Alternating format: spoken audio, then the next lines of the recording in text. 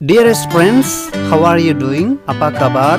Heartily welcome to you all for the thought-provoking topic and insightful theme. OSAS అంటే ఏమిటి? ఒక్కసారి రక్షింపబడితే నిత్యం రక్షింపబడినట్లేనా?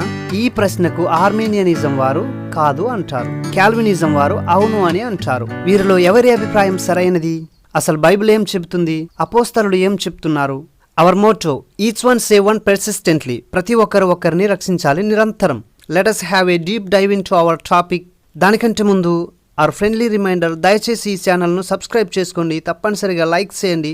నిజమైన క్రైస్తవుడు పాపం చేసినందుకు లేదా విశ్వసించుటను ఆపినందుకు లేదా మరి ఏ విధంగానైనా ఎప్పుడైనా రక్షణను కోల్పోతాడా? బైబిల్ ఈ విషయం గురించి ఏం చెబుతుంది? దేవుని లేఖనాలను చదువుకుందాం. 1 యోహాను పత్రిక 5వ అధ్యాయం 13వ వచనం. దేవుని కుమారుని నామమందు విశ్వాసముంచు మీరు నిత్యజీవం గలవారని తెలుసుకొనున్నట్లు నేను ఈ సంగతులను మీకు రాయిస్తున్నాను.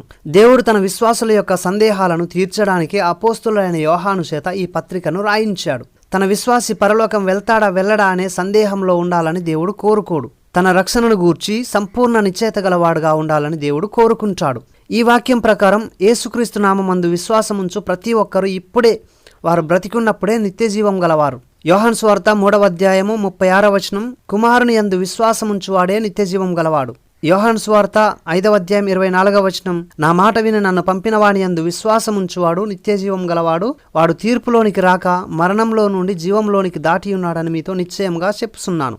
ఈ వచనాలు ఒక్కసారి రక్షింపబడితే నిత్యం రక్షింపబడినట్లేనని బోధిస్తున్నాయి. నీవు ఇప్పుడు విశ్వసిస్తూ ఉంటే నీవు ఇప్పుడే నిత్యజీవం గలవాడవు. నీవు ఒక్కసారి రక్షింపబడితే నిత్యం నీవు రక్షింపబడినట్లే. ఇప్పుడు నిత్య భద్రతకు రుజువులను నేర్చుకుందాం.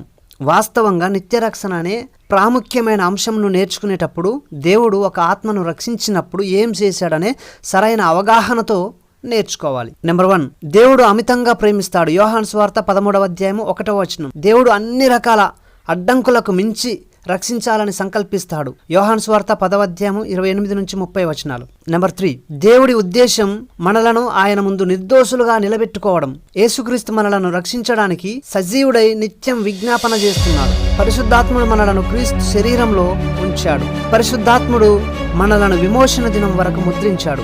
నెంబర్ 7, పరిశుద్ధాత్ముడు మన పరలోక స్వాస్యమునకు సంచాకరువుగా లేదా భద్రతగా ఉన్నాడు. నెంబర్ 8, దేవుని వాక్యం మనకు హామీ ఇస్తుంది, క్రీస్తు ప్రేమ నుండి మనలను ఏది ఎడబాపదని మన యొక్క తొట్టుపాటు కూడా.